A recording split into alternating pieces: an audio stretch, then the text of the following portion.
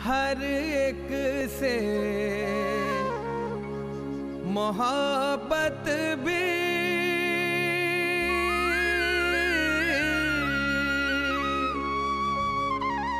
हर एक की खिदमत भी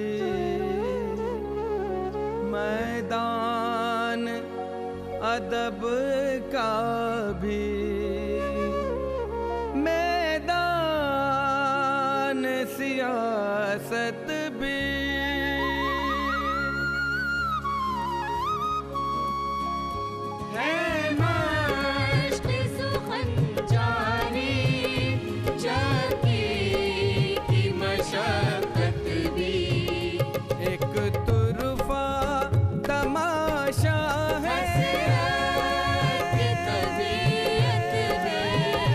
हसरत की तबीयत भी।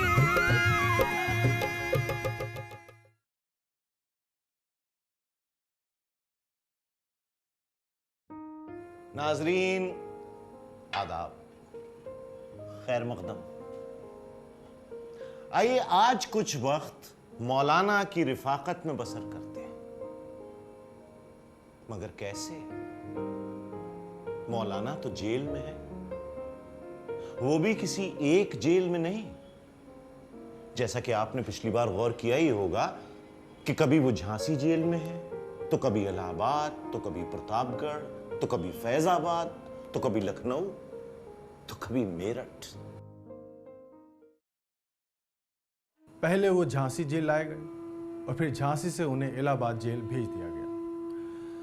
इलाहाबाद जेल का जेलर मुसलमान था। वहां क्या हुआ, बेगम हसरत की ज़बानी सुनिए।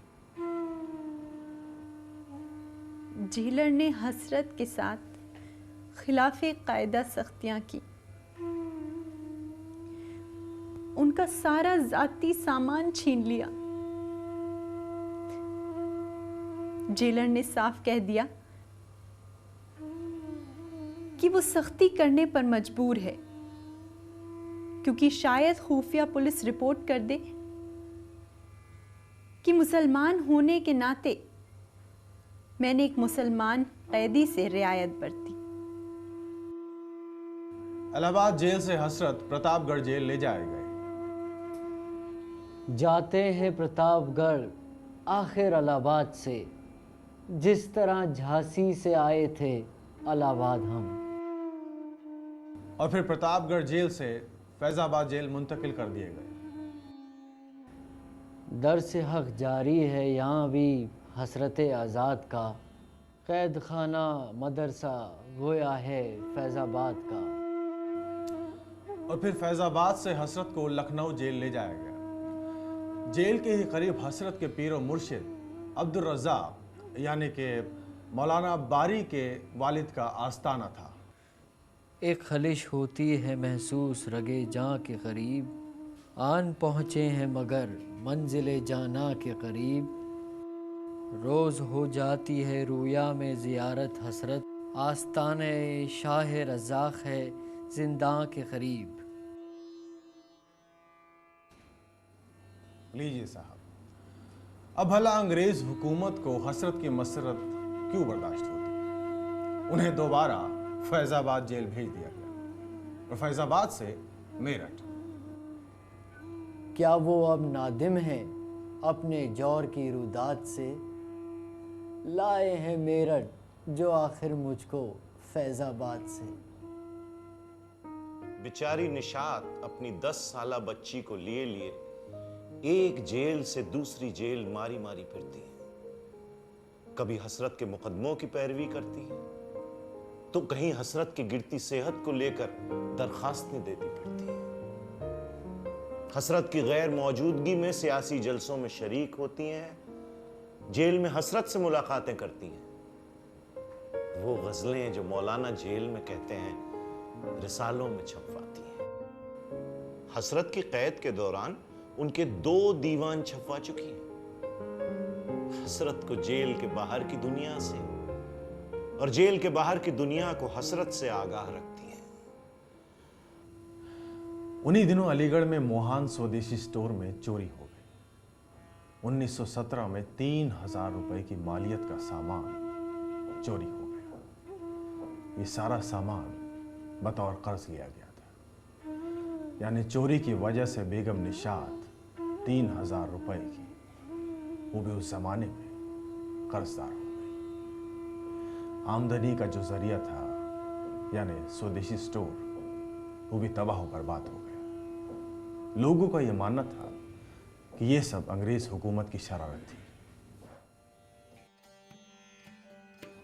हम अंजुमन इनायत नज़रबंदान इस्लाम की तरफ से आए हैं और आपके खिदमत में 3,000 रुपये की आखिर रकम पेश करना चाहते हैं। मैं आप हजरात का शुक्रिया किन अल्फाज से अदा करूं मुझे समझ में नहीं आता। बस इतनी सी अर्ज़ है कि आज तक ख़राब से ख़राब तर हालत में भी मैंने और मेरे खाविंद ने किसी के सामने कभी दस्ते सवाल दराज नहीं किया। मैं ये रकम इंतहाई नदामत और शुक्रिया के साथ आपको वापस करती हूँ।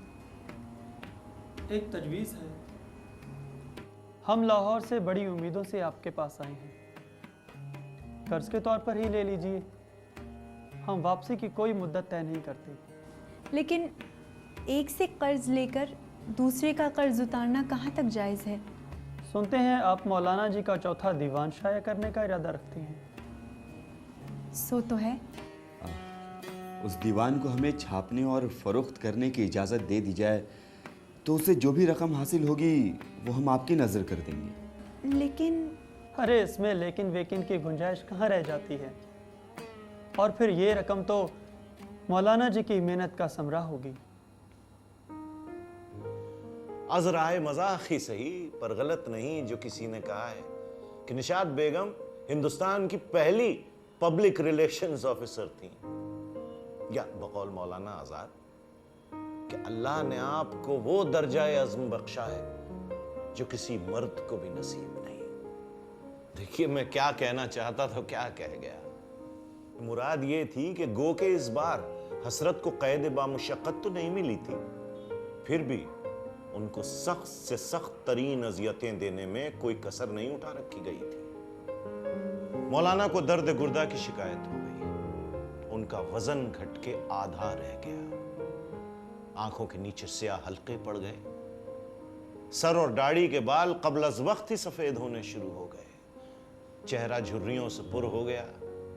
यानी 22 मई 1918 को इस आलम में मेरठ जेल से रिहा हुए कि पहचाने नहीं जाते थे।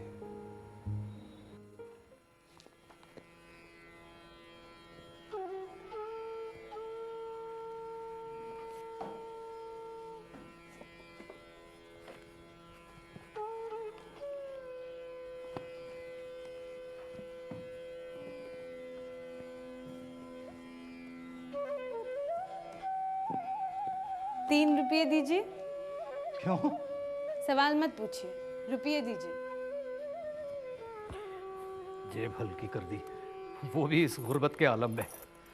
3 रुपए लीजिए, जो कुछ है मेरे पास यही है। ये रहा आपका चौथा दीवान, मुबारक हो। भाई, ये तो सरासर नाइंसाफी है। हमसे हमारी ही मेहनत का मुआवजा लिया जा रहा है। जब तमाम हिंदुस्तान ने इसे खरीदा है तो आप क्यों ना खरीदेंगे? निशात, ये तमाम हिंदुस्तानियों की मुझसे मोहब्बत है। मेरे दूसरे दवावेन इस तादाद में कभी नहीं बिके।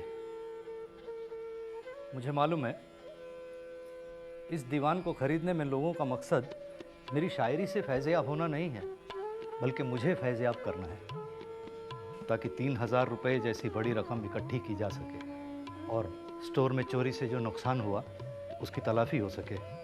बेशक। मगर दीवान की कीमत 3 रुपए से कहीं कम होनी चाहिए थी। मगर लोग तो अभी से खरीद चुके हैं। तो ऐसा कीजिए, जिन लोगों ने इसे खरीदा है उन्हें मेरी तरफ से मेरी 2 नई तसानीफ मुफ्त नज़र की जाए। इंशाअल्लाह।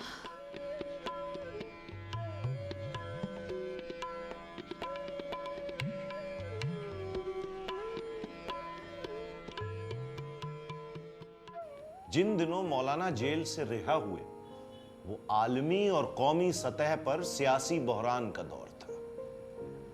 पहली जंग अजीम अपने शबाब पर थी। 1918 के वस्त तक बरतानिया की रहनुमाई में अलाइड ताकतें कामयाबी की तरफ गामजन थी। एक्सिस ताकतों का साथ मुसलमानों की सबसे बड़ी ताकत ऑटोमन एम्पायर यानी खिलाफत उस्मानिया दे रही थी। खिलाफत उस्मानिया की शिकस्त यकीनी थी। नवंबर 1918 में पहली जंग अजीम यानी कि फर्स्ट वर्ल्ड वॉर खत्म हुई। एलाइड ताकतों को कामयाबी हासिल हुई। बरतानिया ने उस्मानिया सल्तनत के टुकड़े कर दिए और इसके साथ साथ 1350 साल पुरानी इस्लामी खिलाफत का भी खात्मा हो गया, जिसकी वजह से तमाम दुनिया के मुसलमानों बाशमूल हिंदुस्तानी मुसलमान में बेचैनी फैल गई।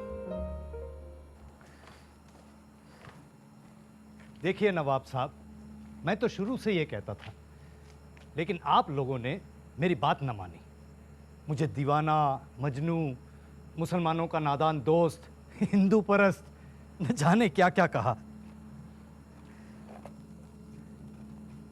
इधर आप अंग्रेज नवाजी का दम भर रहे हैं और उधर बरतानिया आपको मिटाने पर तुला हुआ है, खिलाफत खत्म किए दे रहा है, आपके मुकामात मुकद्दसा को नुकसान पहुंचा रहा है।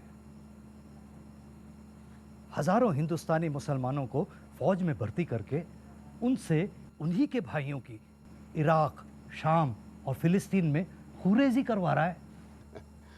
मौलाना, तकरीर से क्या हासिल, हल सुझाइए।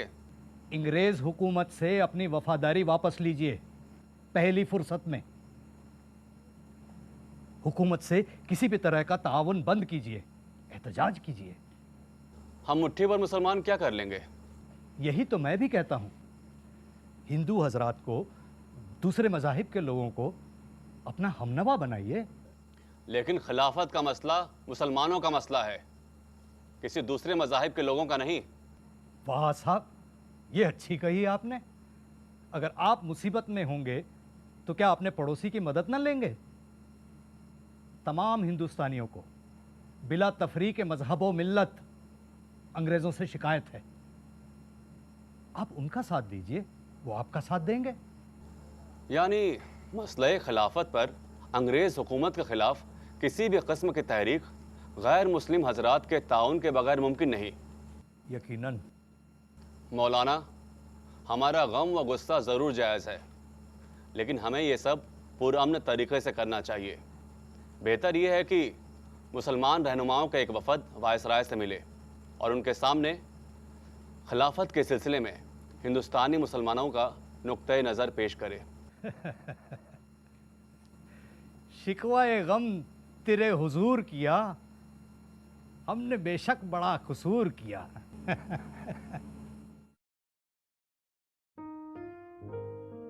मुसलमान रहनुमाओं का एक वफद वॉइसरॉय से मिलने गया, लेकिन वॉइसरॉय ने उनसे मिलने से इनकार कर दिया। बहरहाल मौलाना खिलाफत तहरीक की आबियारी में पूरे जोश व खरोश से लग गए। मौलाना बारी, अली बिरादरान, मौलाना आज़ाद के हमराह खिलाफत तहरीक की शाखें तमाम हिंदुस्तान में कायम की। हिंदू और मुसलमान दोनों को खिलाफत के सिलसिले में रोनुमा हो रहे वाकयात से आगाह किया। सिलसिला चल निकला। सेंट्रल खिलाफत कमेटी कायम हुई। हसरत इसके फाल तरीन रुकन थे। अंग्रेज हुकूमत ने इस तहरीक के असर को जायल करने के लिए ऐलान किया कि तमाम हिंदुस्तानी पहली जंग अजीम में बरतानिया की फतेह की खुशी में जश्न मनाएंगे।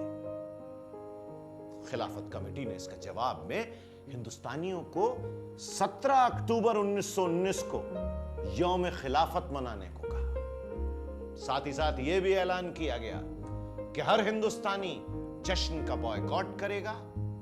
एंटी जश्न कमेटी बनाई गई। हिंदुस्तान के सभी बड़े रहनुमाओं ने गैर मुसलमानों से अपील की कि वो मुसलमानों के शाना बशाना यौम खिलाफत मनाएं। ये वही दौर है जब गांधी जी ने हिंदुस्तान की सियासत में बढ़ चढ़कर हिस्सा लेना शुरू कर दिया था। मेरा ये कहना है कि अगर हिंदू और मुसलमान भाई भाई हैं तो एक दूसरे के दुख दर्द में शामिल होना इनका कर्तव्य है।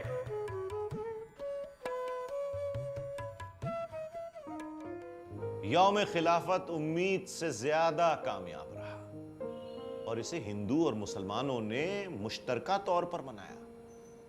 इस कामयाबी के पेश नजर ऑल इंडिया खिलाफत कमेटी ने 23 और 24 नवंबर को दिल्ली में एक जलसा बुलाया। इस जलसे की सबसे बड़ी खूबी यह थी कि इसमें 23 नवंबर को गांधी जी को एक ऑब्जर्वर के तौर पर शरीक होने की दावत दी गई और तो और 24 नवंबर के जलसे को हिंदू मुस्लिम एकता के तौर पर मनाया गया। गांधी जी 24 नवंबर की कार्रवाई के इत्तेफाक राय से सदर चुने गए। गांधी जी के अलावा जवाहरलाल नेहरू और कांग्रेस के दीगर बड़े रहनुमाओं ने इसमें शिरकत की। कल मुसलमानों का एक जलसा हुआ। आज हिंदुस्तान में पैदा हुए और रहने वाले दूसरे धर्मों के लोग भी इस मसले पर गौर करने के लिए यहाँ जमा हुए हैं। जब सिपाहियों और रंगरूटों की ज़रूरत हुई तो ये वादा किया गया कि मुस्लिम देशों पर किसी की नज़र नहीं है और जो देश मुसलमानों के पास हैं रहेंगे। अब अगर मुसलमानों की बेचैनी और दुख को दूर करना है तो इंसाफ किया जाना चाहिए। जश्न अमन न करने के संबंध में हिंदुओं को मुसलमानों का साथ देना चाहिए। हमको अक्सर भाई हसरत मोहानी की बेहतरीन तकरीरें सुनने को मिलती हैं और अगर हम उनके दिल के अंदर झांक कर देखें तो वहां हमको हिंदू और मुसलमानों में कोई फर्क नहीं मिलेगा।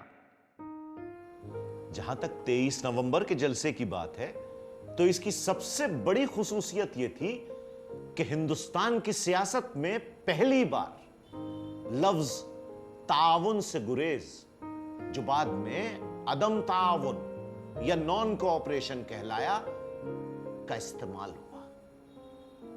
बॉयकॉट, इस लफ्ज का इस्तेमाल भी हिंदुस्तानी सियासत में इज्तिमाई तौर पर पहली बार इस जलसे में हुआ और इस सिलसिले में जो तजवीजें ऑल इंडिया खिलाफत कमेटी ने इत्तेफाक राय से पास की उन्हें हसरत मोहानी ने ही पेश किया था।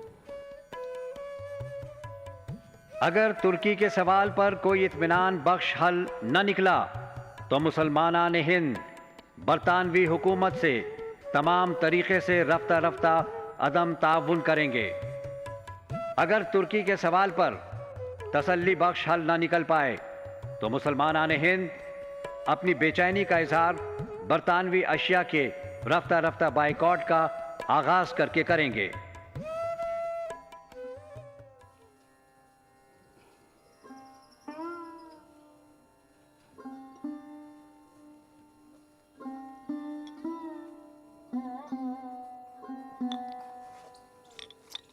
मियाँ, एक बात समझ में नहीं आती। जी? बाइकाट की तजवीज़ तुम्हारी कोशिशों से ही खिलाफत कमेटी में पेश हुई और मंजूर भी, लेकिन हम क्या पाते हैं? तुम्हारा स्वदेशी स्टोर एक अरसे से बंद पड़ा, तुम्हारे उसूलों को मुंह चढ़ा रहा है। स्वदेशी स्टोर फिर खुलेगा। कब? कब नहीं प्रोफेसर साहब, ये पूछिए कहाँ।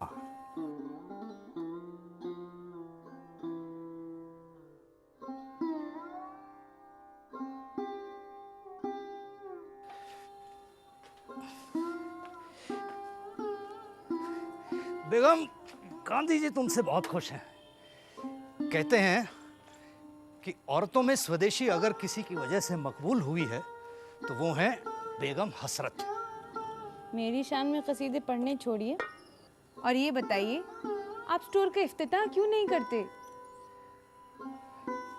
मुनासिब वक्त आने दो। एक बात और बताइए, आप स्टोर में खद्दर क्यों नहीं रखते? खद्दर के बगैर स्वदेशी स्टोर का तस्वुर कुछ सूना सूना लगता है। स्वदेशी का मतलब हिंदुस्तान में बुने हुए कपड़े हैं, सिर्फ खद्दर ही नहीं। या गांधी जी से बेजा इख्तिलाफ। तुम भी बस दुश्मनों की उड़ाई में आ जाती हो। मेरा गांधी जी से क्यों इख्तिलाफ? हाँ, नुक्ता नज़र का फ़र्क है। मगर गांधी जी का नुक्ता नज़र भी तो ठीक है। अगर हर हिंदुस्तानी अपनी ज़रूरत का कपड़ा खुद ही बुन ले तो उसे गैर मुल्की सनत पर मुनहसिर नहीं होना पड़ेगा, और यही स्वदेशी है। अगर हर हिंदुस्तानी अपना कपड़ा खुद बुनने लगे तो दिनों रात वो बस कपड़ा ही बुनता रह जाएगा।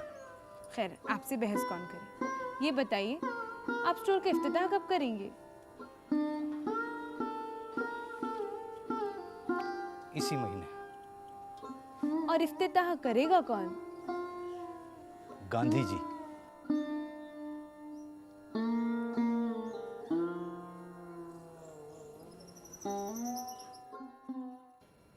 और इफ्तिताह हुआ गांधी जी के हाथों। मौलाना मोहम्मद अली जौहर, मौलाना शौकत अली और मौलाना बारी की मौजूदगी में। लेकिन ना नारियल फोड़ा गया, ना रिबन काटा गया और ना ही तालियां बजी। अब आप सोचते होंगे कि ये कैसा इफ्तिताह, ये कैसा इनॉग्रेशन, इतनी खामोशी से, किसी भी किस्म की खुशी के इजहार के बगैर। जी हां, वो हुआ यूं कि उस रोज जब गांधी जी स्वदेशी स्टोर का इफ्तिताह करने कानपुर पहुंचे तो हजारों लाखों लोगों का मजमा कानपुर रेलवे स्टेशन पर मौजूद था। और सिर्फ गांधी जी ही नहीं, बल्कि अजीम वतन परस्त लीडरान, अली बिरादरान भी स्टोर के इनॉग्रेशन की तकरीब में कानपुर मदाऊ थे। गांधी जी और इन लीडरान का इस्तकबाल करता हुआ जुलूस आगे बढ़ा। तभी एक घोड़ा गाड़ी का घोड़ा बितका और लातें चलाने लगा, जिससे वहीं पास खड़े एक नौजवान अब्दुल हफीज को चोट आई और वहीं आनन फानन उसका इंतकाल हो गया। हसरत समेत सभी ने यह तय किया कि स्टोर का इफ्तिताह तयशुदा प्रोग्राम के मुताबिक तो होगा, लेकिन निहायत खामोशी से। स्टोर के इफ्तिताह के फौरन बाद गांधी जी, हसरत, अली बिरादरान और वहां मौजूद सभी लोग उतनी ही खामोशी से मरहूम अब्दुल हफीज के घर चले गए। इस जवान जहान मौत के बाद मजीद कुछ कहने सुनने को जी नहीं चाहता। बकौल हसरत, खबर क्या थी तेरे अज़्म सफर की, रवानी रुक चुकी अब चश्म तर की। इजाजत, खुदा हाफिज, शब खैर। आजादी की ख्वाहिश भी तेरी, खिलाफत भी, स्वदेश पे जा कुर्बा, जिंदा की सोबत भी थी, दीन की पाबंदी और कृष्ण से रग़बत भी। बंसी भी बजाते थे, करते थे तिलावत भी, एक तुर्फ